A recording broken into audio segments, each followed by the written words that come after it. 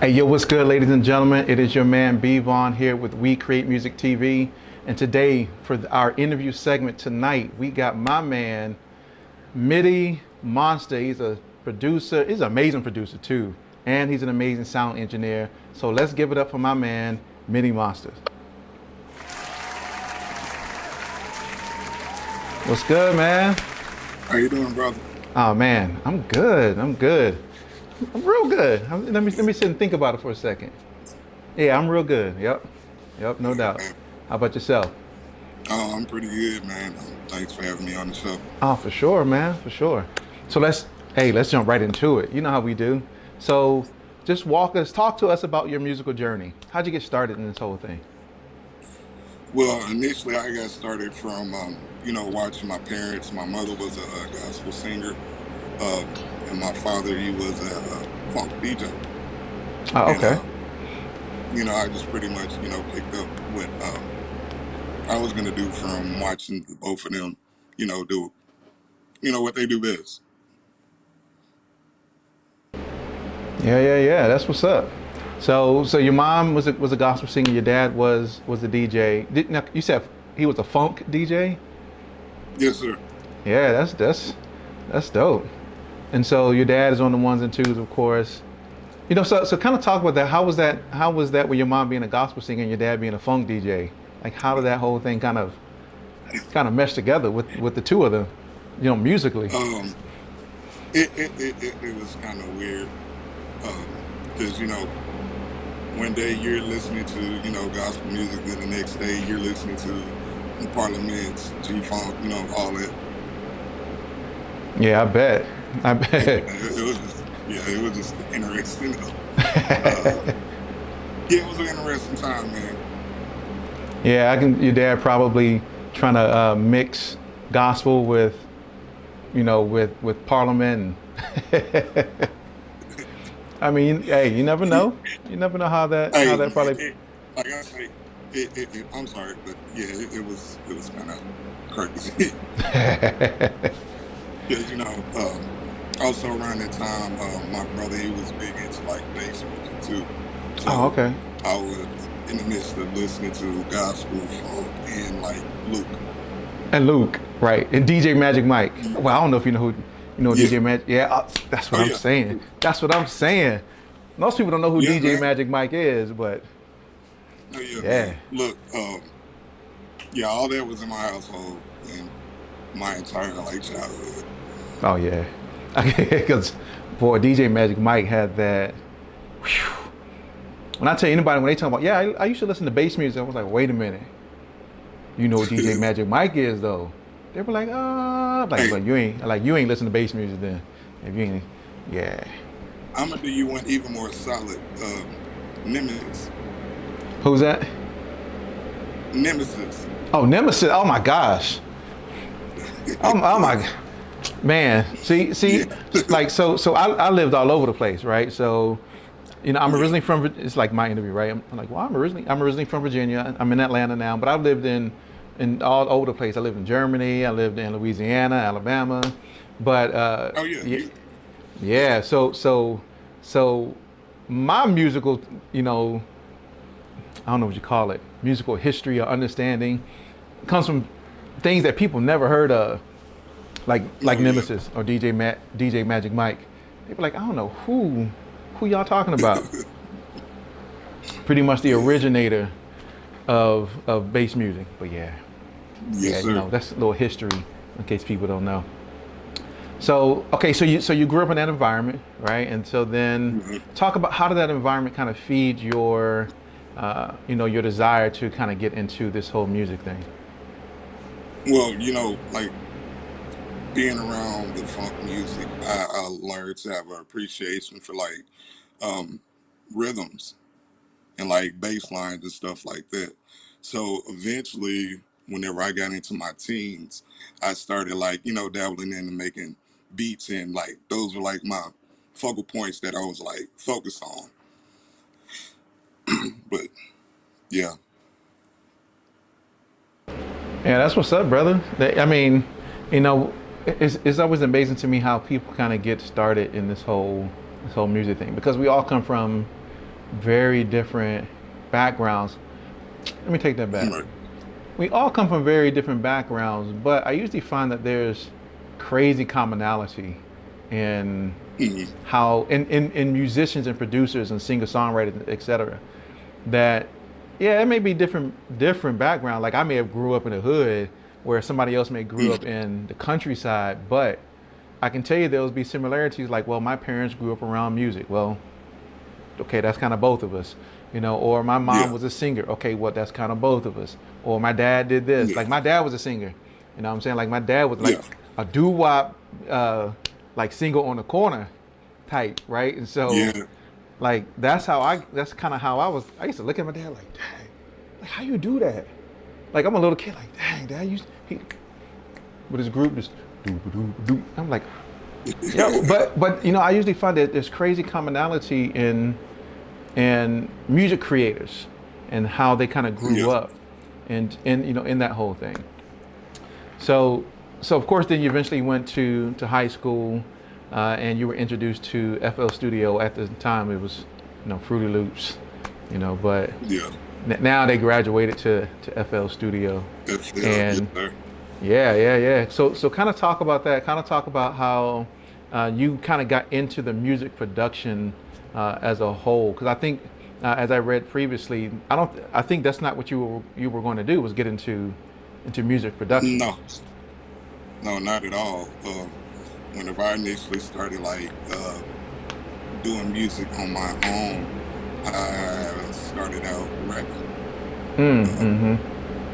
I eventually, you know, I don't think I spoke on this, but I come from a small town, you know, right outside of Shreveport, Louisiana, and it's like right on the state line of Texas and Louisiana. We really wait, hold up. Wait. You said Shreveport? Yeah. Oh yeah. Look, I was in Louisiana for 3 years at Fort Polk, so I know where Shreveport. I know where that is. Okay, my bad. But Sir. Yeah. But no, you know, eventually, you know, I started like, you know, wanting to use beats that wasn't a song of somebody else's. So I initially, you know, would go out to try to find producers to work with. And at the time where, you know, I'm from, we didn't have that. And if we were to get beats, we were going to end up having to go somewhere like, you know, Shreveport or Houston or Dallas. And they were taxing. They were charging like, what, 15, 1600 for a beat. And I was like, you know what? I'm not going to pay that. I'm going to sit down and I'm going to learn this. And I'm going to figure out how to make beats on my own.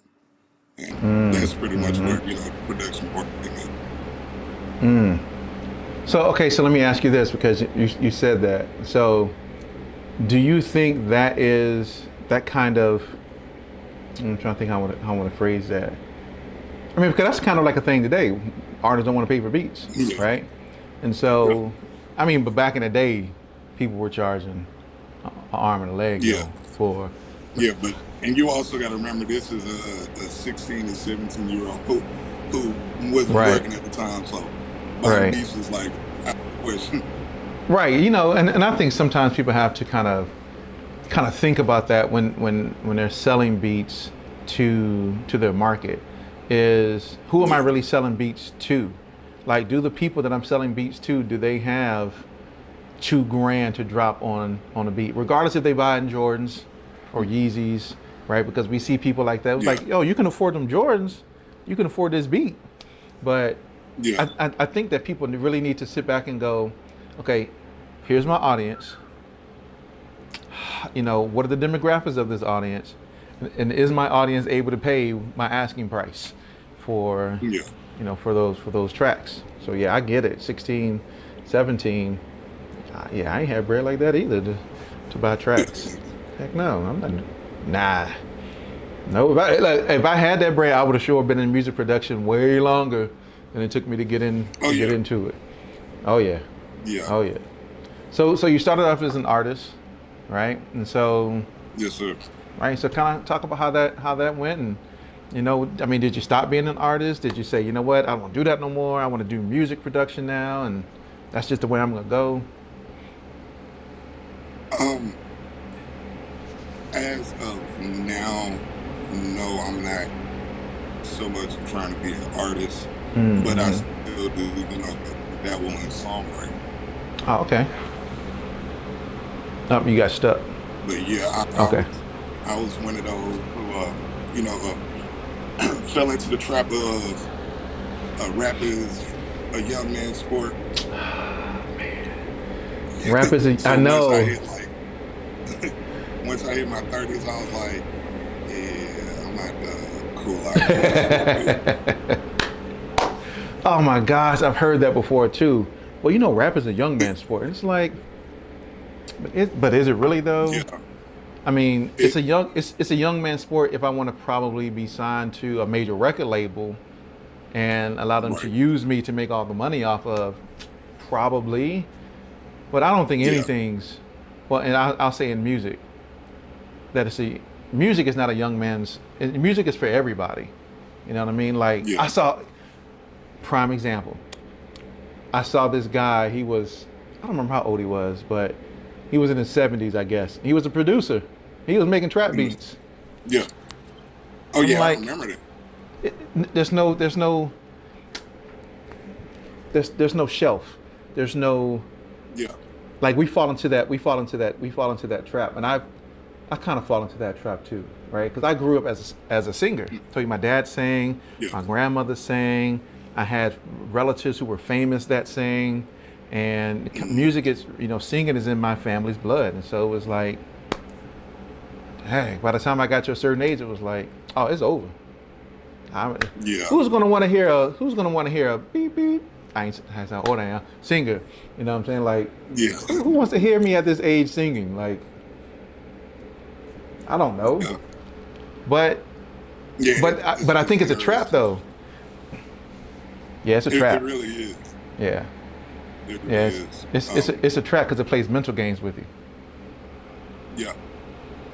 Yeah, because it's crazy. Because like one of the artists that I've recently produced for, he's in his late 50s, but in Texas, he's a legend. See, So regardless of what he puts out, people are gonna, go gravitate towards it. right? Yeah, people are gonna gravitate towards it, and so I guess it kind of depends when did he get started too, right? So if he got started, in the 80s, 90s, Yeah. and he kind of built that catalog.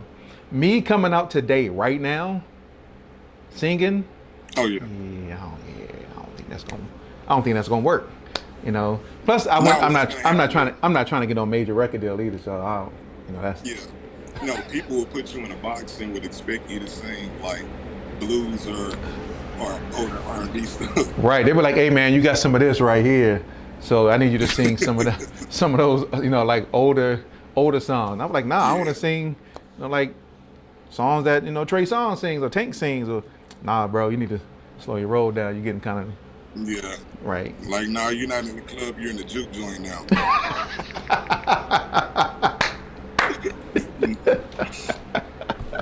Yo, that's true But too. yeah, I've heard that. I I've mean, heard but that a lot too.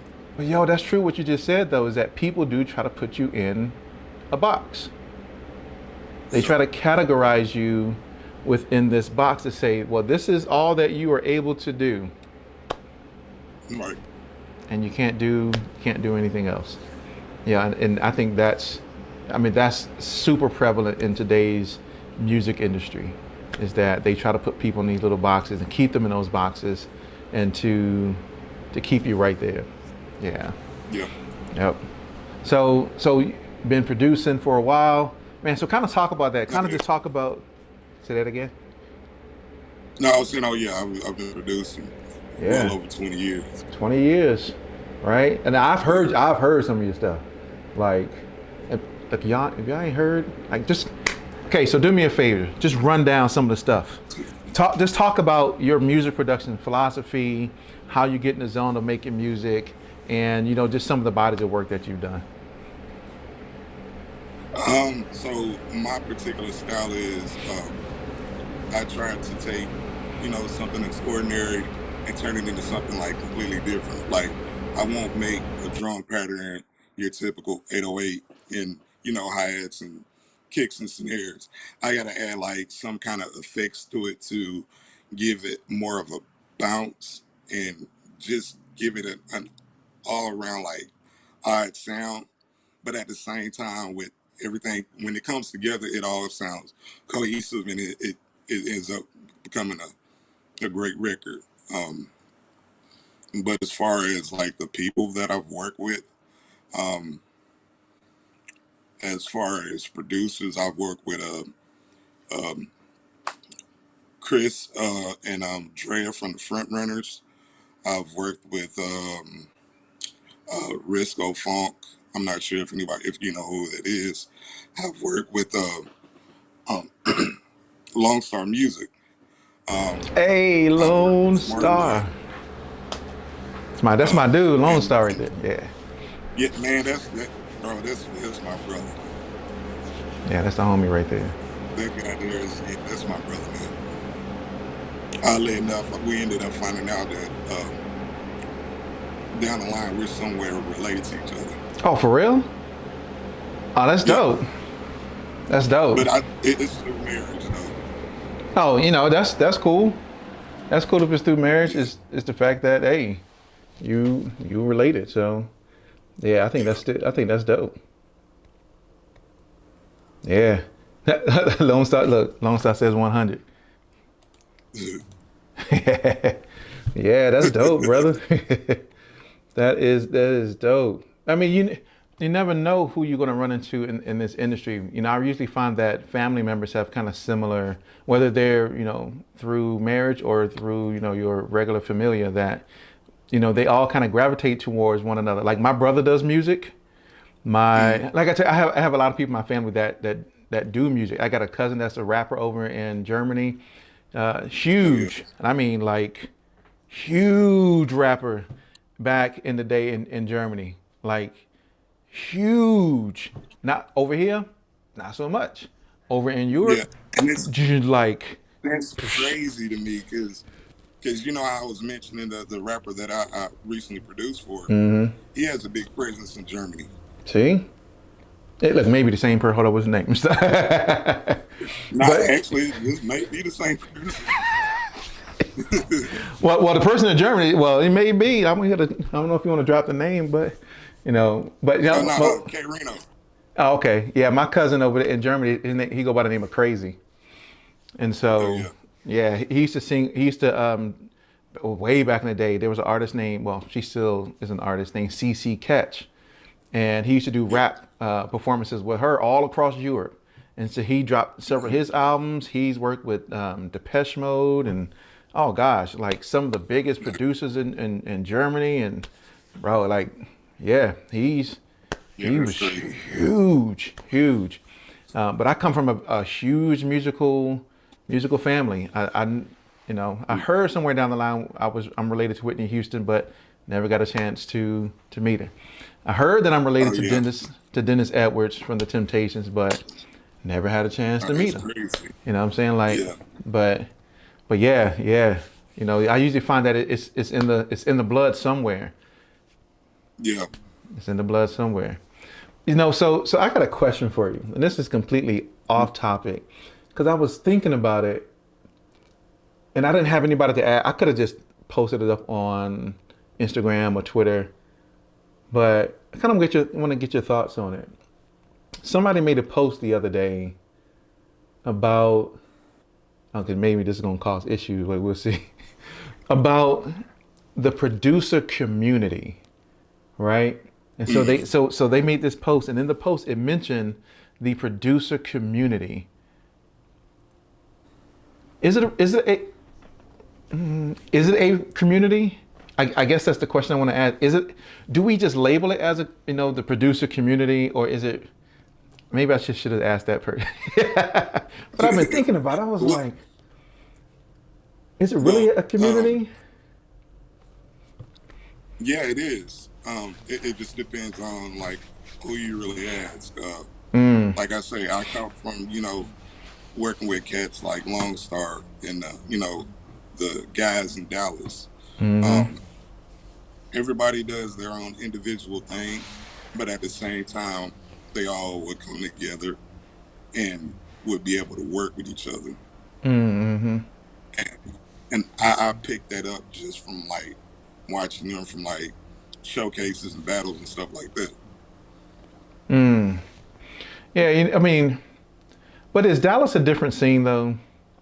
I mean, because it was so. Here's why I say that before you answer. Because Dallas is like the most on fire, just place for producers, right? I mean, literally, it's the most on fire place for producers right now. And you got guys like yourself, S1, Lone Star, Sick with It, Fred Bruno. I know I'm not gonna be able to name everybody. The Kraken. Yeah. I'm probably missing some people. Lone Star, you can jump on in and type some names of people I'm missing, but Oh yeah. oh my gosh, I'm sure there is. Sneers, Reezy Tunes. Yeah, Reezy's Jay there. Oliver, Right. J-Rose. Oh, Jay Oliver is there. Yeah. That's right. Jay Oliver is there. That's my Baltimore family right there. So, he's from Baltimore. I'm from Baltimore originally. But Dallas then adapted him as one of their own. So yeah. I forgot he lives in Dallas now. he's now Dallas. So I have found, that's why I wanted to bring up this whole producer community thing, is I found that in Dallas, yes, there absolutely is a producer community. You guys are eating together. You guys are working together. You guys are building together. I don't know if I see that everywhere, but I see everybody talking about this thing called the producer community. And I've always wondered, where is it? I haven't really, besides maybe in Dallas, I haven't really seen it as like a community of, I don't know, I don't know, Lone Star, maybe I'm messing stuff up. Well, I mean, so I'm currently here in Atlanta now, and I mainly work with like, Smart Boy, Darren Gooden. Oh, that's right, you did move to Atlanta. A few of our brothers from like, say that in. I say it's right, you did move to Atlanta. Yeah, and a few of our brothers from like Seattle and Nashville that just recently moved out here. Okay. But yeah, that is pretty much like the community that I run with here. I really haven't like ventured out of them to like link up with anybody here. Okay. Yeah, maybe that's the thing. Maybe I need to get out and go be part of the community. You know what I mean? Like, yeah, I don't know, but I'm always in here working on something, whether it's a song or videos or. I just thought it was interesting. I just wanted to ask because I've seen the term a lot. It's funny. I think a lot of people are asleep on what's his name, Jeff Blacksher. Oh, you're talking about Jeff Black Tracks? Yeah. Oh yeah, that's my homie right there. Yeah. Yeah. Yeah, I think a lot of people sleep on what he's doing because I remember before the pandemic, like my first time actually going to like one of his battles was when Smart Boy, he was like a featured producer because he won a prior battle. But like that whole scene was like, it felt like home. It felt like, what I was used to going through out in Dallas and here and also in Houston. Yeah. Dynamic Producer was a great is a great organization, and it did feel like home when you were there. I've been to a couple of them. I've been to a bunch of iStandard stuff, and those types of so when I was involved in those situations, it felt like a community. It felt like we were engaged, I guess, at the moment. But maybe I've never been that type of person. I don't know. Maybe that's just kind of like how it's always been, right? I don't think I've always been the inclusive person. People like, oh yeah, let's call B Vaughn to get him over here and come chill with us. I don't know. Maybe that's just how it's been. But I don't know. And then maybe, of course, during COVID, it's like I'm reluctant to go to any place. For real. Like for real. I'm like, hey, y'all having that? Like, oh, I'm not coming. Yeah, I know people consider me a homebody and stuff, but whenever I go to like stations, if it's not a station or essential stuff, I'm really not going out. Right. I'm not really going out. I got a lot of work. I'm working. But yeah. Yeah. So So man, so let's kind of segue for a moment and talk about Bounce Gvng. Yes, Talk sir. about Bounce Gvng. So how did you get involved with Bounce Gvng? What do you do with Bounce Gvng? And for those who are watching who don't know what Bounce Gvng is, can you kind of describe what the organization does? So we initially started out 2017 as like a producer collective from, you know, doing the high standard beat battles. Um, it initially was started between myself, a producer named Dramatic, Risco Funk, Spino Boy, uh, a guy named Trey Kims and Good Bros. Um, yeah, we pretty much, just started as a collective. Um, and then the following years, we ended up linking up with Sis from High Standard, and we had started a distribution and a pub admin company. And yeah, we pretty much was, on the subject of trying to make sure that the creators got what they were just due, as opposed to just like getting pennies from putting records and stuff out. Okay, so Bounce Gvng does pub admin. Yeah. So how is that different? So what do you guys do differently than DistroKid or TuneCore or CD Baby? Some of those other types of, I guess you would call them pub admins too, right? So, in some way. Mainly, you would call them like distributors. I believe now a lot of them are starting to pick up like on the pub admin side, but yeah, whenever we initially started, no, we were like on the brink of trying to do something different, and we're cheaper. Yeah, that's what's up. Okay, so Bounce Gvng. No, I know CD Baby and TuneCore and all those. They do distribution. They are getting their hands in pub admin too, because now if you start looking at some of the stuff that they're doing, they're moving into that pub admin space because they figure out, oh, not only can we distribute your music, but we can help you with your publishing too. We can help collect your money. It's like, well, wait a minute. I don't want you to do that. I just want you to just put it in stores. Put it in all the online stores. I want it in Amazon and iTunes. Put it in Deezer, right? And put it all those places. Yeah. But your Bounce Gvng does pub admin, and I mean, you help collect royalties off of all the things that we do, and so it's not just for producers, right? It's for all music creators. It's for all music creators. All music creators, so if anybody out there, you need some publishing administration, Bounce Gvng is where it's at. Like you said, they're cheaper too. So you get a chance. I know he's going to drop it a little bit later, but you can go to their website, Bounce Gvng. I know it's spelled differently. You can kind of tell how it's spelled. The only difference is it's Bounce, and Gang is spelled with a V instead of an A. See, there you go.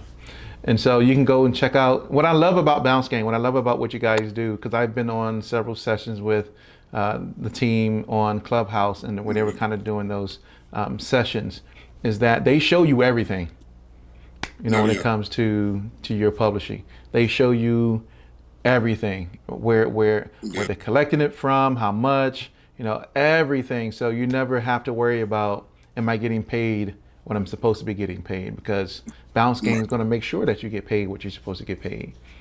So maybe I'm gonna do a Bounce Gvng commercial and just, if y'all let me, and just have it like, okay. So this episode is sponsored by Bounce Gvng. Bounce Gvng is a pub admin hey, we got to talk about that. And I'm gonna have to hit up Sis and Luke and Hayden, kind of, and all y'all, and talk about. Let me do a commercial. Get a commercial. Hayden's the man. I had Hayden on here too, and it's like, yo, I gotta get Hayden back on here because there's something I want to do specifically with Hayden when it comes to pub admin. So I need to reach out to him and talk to him about that. Yeah. Yes. So I'm glad you brought that up, because that reminded me to do that. Yeah.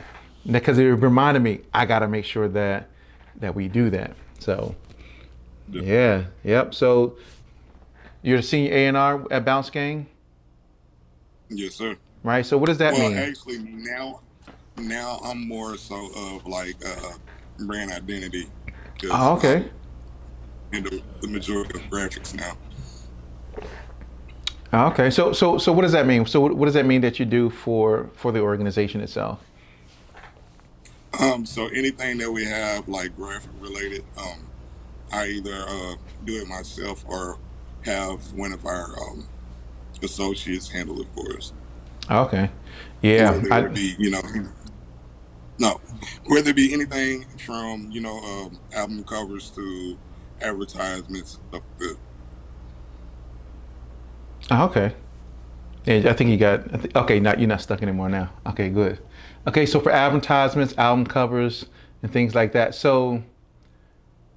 Okay, so let me ask. So album covers. Who are you guys making the album covers for? Does Bounce Gang Um, have artists too? Actually, yes, we do. That's dope. So you have your own art. I mean, I knew that. Let me start like I ain't know that, right? But like, yeah, I know y'all guys got your own artists that you're pushing to from that perspective. Like I said, Bounce Gang Yeah, is doing a lot. Like Bounce Gang is doing a whole heck of a lot, and I applaud you guys for for what you guys are doing over there, and just right because it reminds me like mm, it's like an employee-owned company, right? yeah, And so not only are you employees of the company, not only do you own the company, but you also use your own services, right? So it's kind yeah, of like I'm not only the president, I'm like I'm a client too of Bounce yeah. Gang, So that's good too, and it's just a test that you're not afraid to use your own stuff, Right.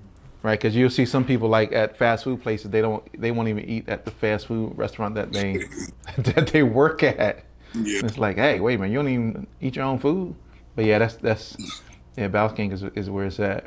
So man, so now you're at Bounce Gang, you're in charge of brand identity, but you're a music producer, but that's not all that you do. So you're also a sound designer, which man is a whole completely different side of the whole music game, Yeah. right? So kind of talk about how did you get into sound design? Uh, kind of talk about just your philosophy behind that. If you want to tell me like some of the tools you use, that'd be great because I'm always looking for some new tools to create Oh, sounds in. Yeah, that's. But yeah, so yeah. kind of how'd you get involved in that? Um, it initially just started out from me just wanting to create a different, um, a different sound. And usually, whenever you deal with certain VSTs, they all have like the same stock sounds that everybody and their grandmother uses. Um, so yeah, I just pretty much like tried to do the I tried to take shit. I tried to take like the sounds and stuff and just turn it into something completely different. Yeah, because most of these VSTs come with the same type of sounds. Yeah, Whether you're using Massive or Serum or I know a lot of people use Omnisphere. I have Omnisphere. I have a gazillion types of, which oh is why yeah, I'm asking specifically because like I've used Serum, I've used Massive, I've used Omnisphere, Nexus, even this new thing they got out called Heat Up. I've used that. Um, yeah, and like all these VSTs have kind of the same types of sounds. Yeah, and I know from a music producer standpoint, sometimes we get into that realm of hey, I just want the sound to sound like exactly what I want it to sound, so I can make the beat yeah, that I want, and we don't spend too much time in sound design itself, right? Tweaking the yeah. sound to get it to sound differently than what's coming out of that VST. So yeah, so talk. I mean, so you've created your own packs. You've released them through Machine Yeah. Masters. So talk about that Yes, sir. process. And where can people find Um, how to purchase your sound packs? well, I still work with Machine Masters. I just haven't released anything in almost a year now. Um, but yeah, my whole process is just like I'll make a drum pattern and I will throw something like ShaperBox on it along with a LFO tool just to give like the drums a different bounce and just try to find like different pockets for the drums to go into. And whenever it comes to melodies, um, like I said before, I'll take like, you know, a basic melody and run it through like ShaperBox, what is the other one? Backmask, and just different things, just to, you know, just RC20. make it sound completely different. Man, I've used RC20. As of lately, I haven't been using it. Yeah, RC20 is a monster. Like, Yeah, but it can get overused. I've seen somebody overuse it way too much. Like, I'm gonna put RC20 in every single sound, like that. yeah, But I'm not doing it. I'm not doing that. But yeah, I mean, so you mentioned, you know, tools like ShaperBox. I think ShaperBox is a good tool to use. They got this new one called, I think it's called Vibes. I bought it and Yeah. downloaded it because I wanted to see what it does. But it gives you like a lo-fi type of a vibe, right? I guess is why it's called that. And it Yeah. has all these different parameters you're able to adjust. I'm not real big into sound design. I just want my stuff to sound different at times. And it's like, well, let me throw this RC20 or Drum Shaper. I do like Drum Shaper though, by Oh yeah. XLN Audio. Same people who make RC20. Yeah, I like Yes. that. That makes your drum sound real, Oh yeah. yeah, real good. Um, I would also say look into UVI. They have a lot of like effects that's like ridiculous. Yeah, I've heard of UVI. I've heard of them. I think I had something from UVI previously. Just not sure. I gotta go Yeah, back and look. I know they have a free VST called UVI Workstation. Oh, yeah, okay. Yep. I think that's what I got. The free thing. Yeah, Yeah, the free UVI yeah, I workstation. love it too. 'Cause I've purchased a couple of their libraries. It's to me, it's almost like getting a contact library because you're pretty much getting the same type of feeling as contact. Like most of the contact libraries, they have like the realistic sounds and all that. Yeah, and see, I use a lot of contact libraries. I mean, when I purchased my machine, I got the complete 11 bundle, whatever, and I've just been I've been all in machine, right? I just dropped Yeah, yeah, machine video. I dropped like 3, 4 machine videos the past 2 weeks, and it's just because I love machine. I yeah, love what it can do. But I'm actually switching over to Ableton Live. I bought a push. He's like, yes. Congratulations, He's like, yes. congratulations. Yeah, I bought a push too. So I'm about to drop this video called Machine Producer Tries Ableton Push 2. yeah. There's some things I like about the push, and some things I don't like about the push. Man, Some thing I don't. I would say if FL wasn't around, I would be using Ableton more. Yeah, I have FL because I wanted to use it. I purchased it when it came out for Mac. As soon as it came out for Mac, I was like, "What? It's here? Take my money. Oh yeah, Give me the." And they were running some deal, and I was like, "Let me have that." And then they just ran some deal yeah, like last year or so where you can get whatever package I was on. You can get everything, the all inclusive bundle. You can get everything. I was like, "Yeah, let me get that for yeah. $200." And I don't use it. That's the crazy. I don't use F. Oh man. I don't use FL at all. Like, and I'm gonna tell you why. The thing I don't like about FL, you probably already know what it is the actual sequencing. I don't like that. Oh gosh, I don't like that. bro, Gets on bro, my yeah, nerves. I'm like, you know what? I don't want to use it. bro. Uninstall. Yeah. A lot of my friends they use like Reason. That's been like one of their pet peeves with FL. They're like they don't like the sequencer. I don't. I don't like the sequencer in that thing. I don't like having to choose. I forgot what it's called. You would know what it's called more than I would. When you got to, I don't even know the name of it. Let's tell you how long I've actually opened it and used it. I guess it's a sequence, but you sequence one, and then you got to put whatever pattern in that. Sequence two, put whatever pattern in that. And I don't like that. Yeah. Oh gosh, I don't like that. But what's crazy is, even though you do have that, there are multiple ways of doing it.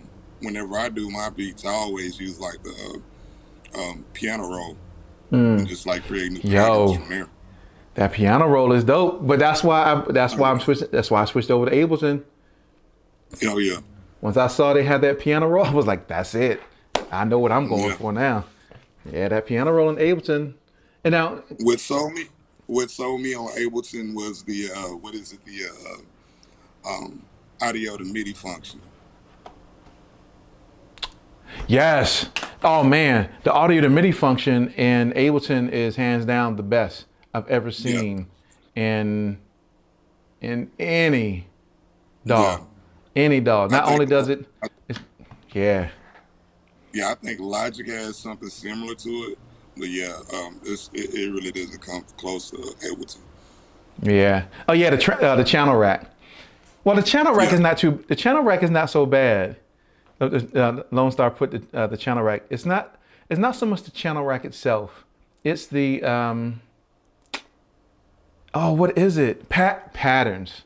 That's what it is. The patterns. Oh, yeah. When you got to do pattern one, and pattern one is your drums. Pattern two is your whatever melody this is. Pattern three is whatever. I'm like, oh gosh, let me just do it all without having to put it in the pattern. Let me just But everything else about FL, I love. I love how you're able to tune your drum. Everything else is dope. I just don't like that. Yeah. But so I started off on Ableton when I first got into production. I started off on Ableton 4 or something like that. Something when it came out, and I left. 12, right? We're getting ready to go to 12 here soon. Once they get past this 11 thing, I'm waiting to see about a year or so what they come out with this 12 thing.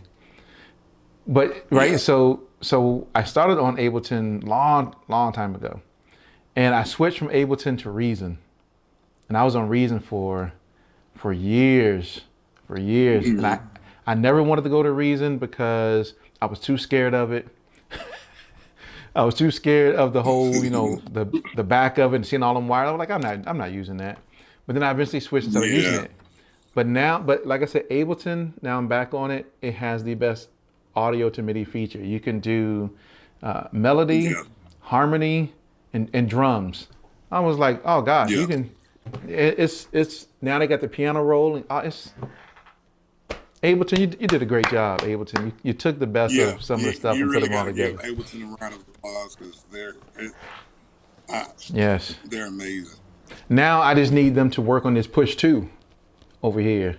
They got to work on that push 2, but they got to work on that push 2 so I can use it as in my sequencer versus the arrangement. Like I don't work in arrangement, I work in sequence. So you got to get it to work in. Yeah. Oh yeah. So. But yeah, man, Ableton is exactly where it is. And and a lot of sound designers, from what I understand, use like Ableton to create all of their, most of their sound design type stuff.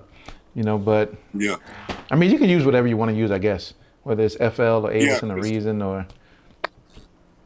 Yeah, because my flagship as far as like sound designing is FL, but like you say, I have used Ableton from time to time to like create, some drum patterns. Well, not drum patterns, but like drums. So what's keeping you in FL that you can't do in Ableton? Man, I've been using FL since Fruity Loops 3. Wow. I'm comfortable with it, and I'm just comfortable with it. Like I use Ableton from time to time to like do certain things that I can't do in FL. But outside of that, FL is where I'm at with it. Yeah, maybe I need to get you in here and do like a one-on-one session. Show me how to use this. how to use that pattern thing correctly. Cause man. Yeah. Because like I say, there's multiple ways that you can use it to sequence songs. Okay. Yeah, and I think that's what I need to see. I need to see that. Regardless of how many tutorials I watch on YouTube, it just doesn't work out that way. So, Yeah. so man, so let me take a step back for a moment.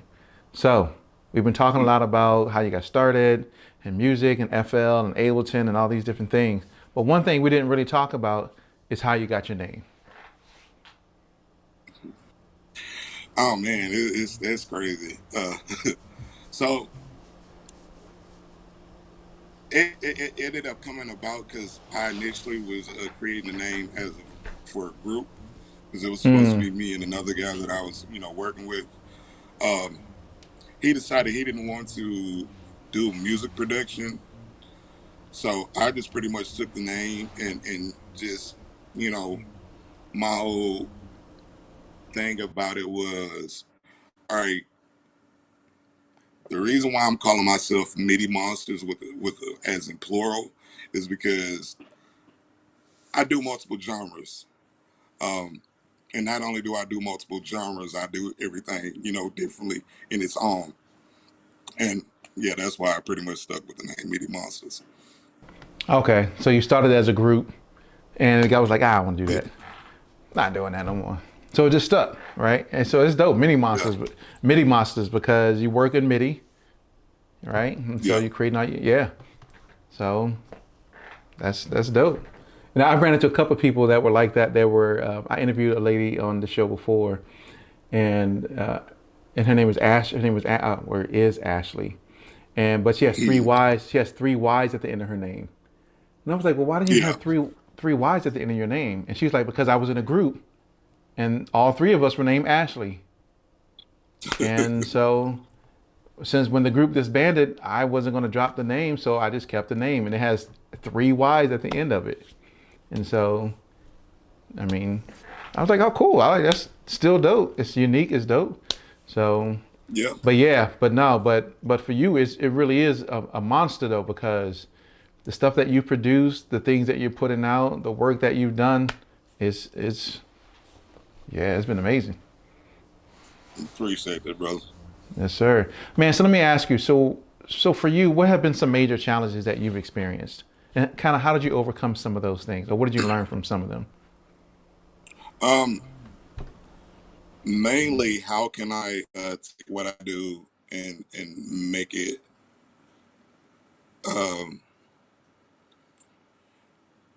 how can I take what I do and turn it into something that is listenable?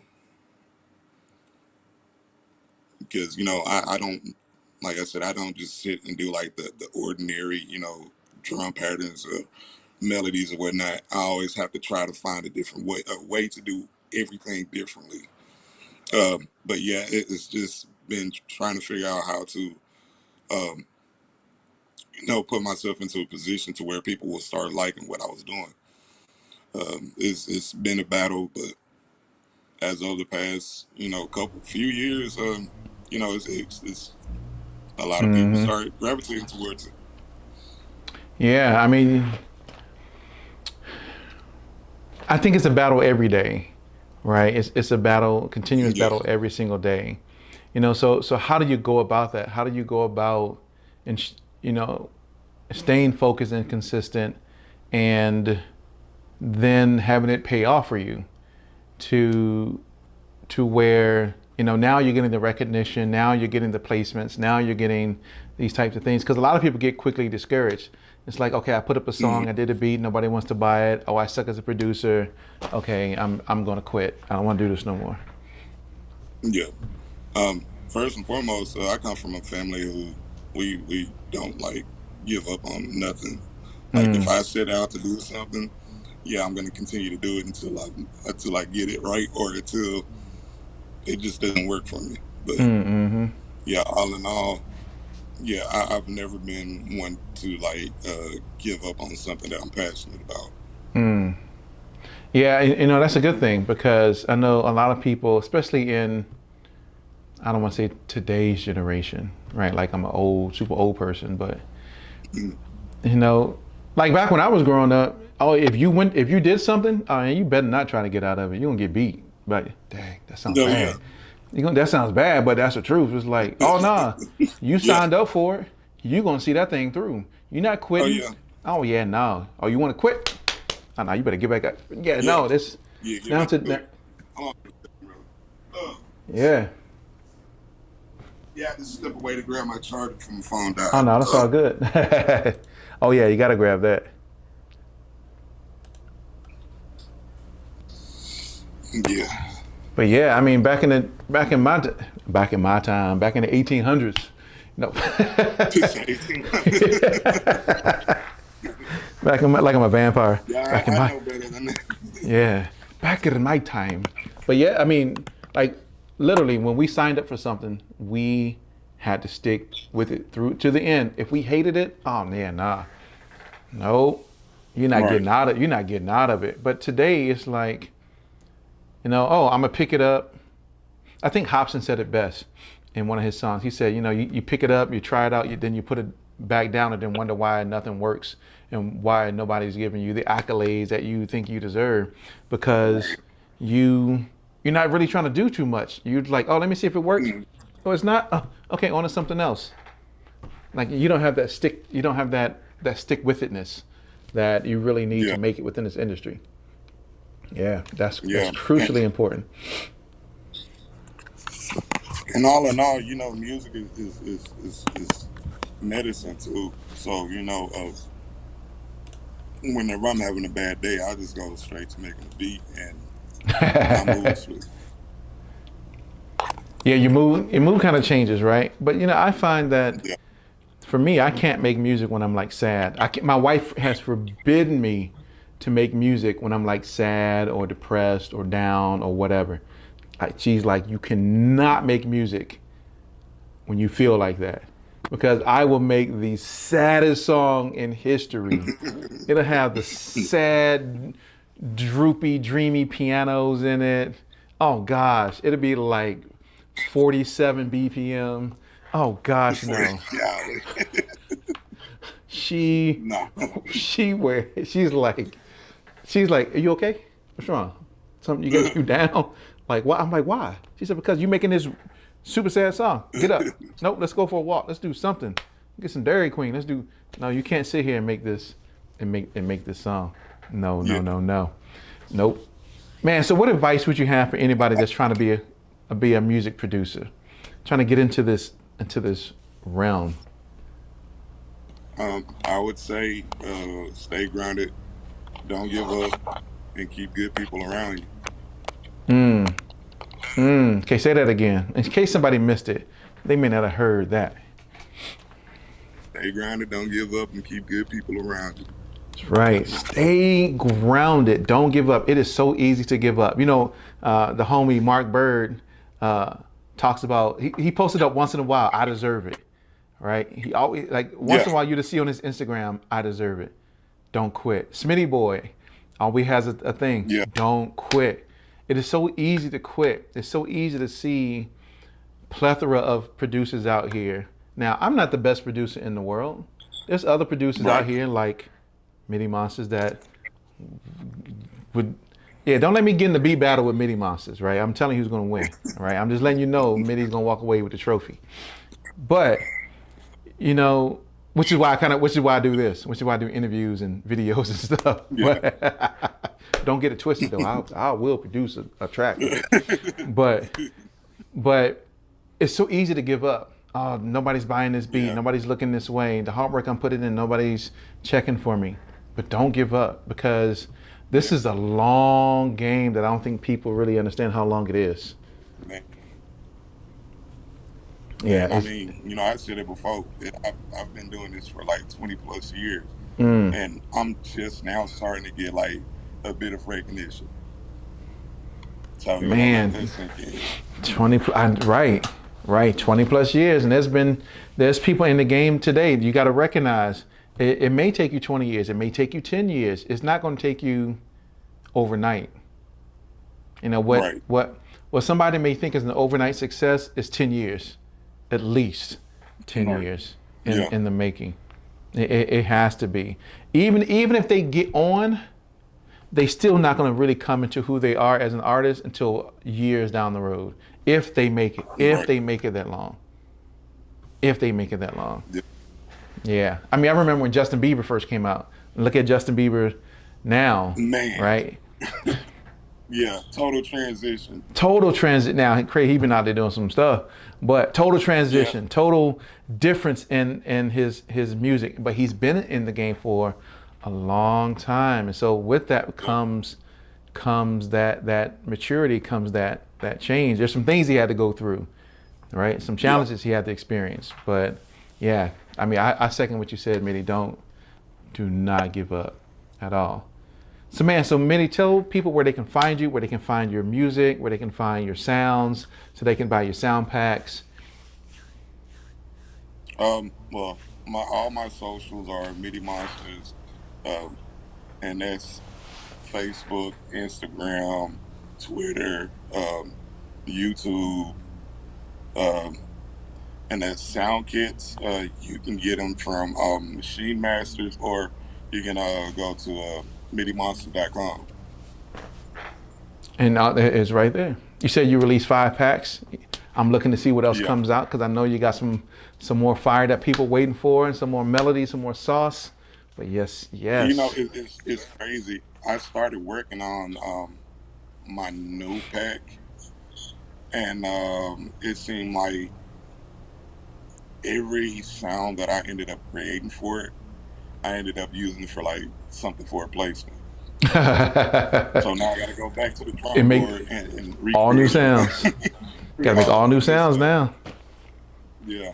Yeah, that's what's up. That's what's up, man, brother. It has been a pleasure having you on the show. I know we've been trying to link up and get you on here before, so I am super appreciative of you being here and taking the time to check us out and to be a part of the show, and to to come in here and talk about MIDI Monstaz. Yes, sir. I appreciate you for having me, man. Yes, sir. Man, is there any last thing that you would like to say to those who are watching? Stay tuned. There's more coming. Stay tuned. Stay tuned. There's more coming. But man, MIDI, hang on for just a second while I close this out, and I'll be right back with you, brother. All right. All right, ladies and gentlemen, man, my guy MIDI Monstaz, I'm telling you, this guy is not only is he an amazing person, right? And because we've chatted, offline, whether it's through social media, etc. Amazing person, amazing producer. Make sure you check him out. Make sure you support him. Go to MIDImonstaz.com, buy his packs as well. His packs are bananas. Maybe I should do a review. That's what I'm gonna do. I'm gonna go get them. I'm gonna go buy them, and I'm gonna do a review on his sound packs. That's right. And so be in tune. Watch.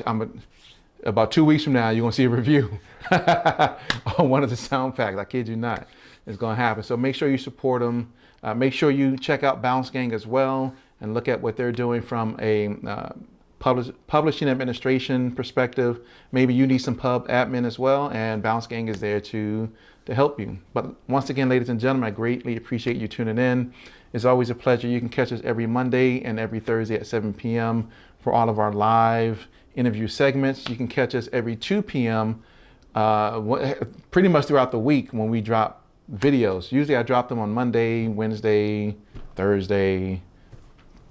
Just got a bunch of stuff in the works that's happening out there with We Create Music TV. But enough rambling. Thank you very much for tuning in. Make sure to subscribe to the channel. Make sure to hit that like button, right? So it helps us to rank higher on YouTube. Make sure you hit the notification bell to be notified when we drop new content. And as I always say, love you all. Appreciate you tuning in. Peace.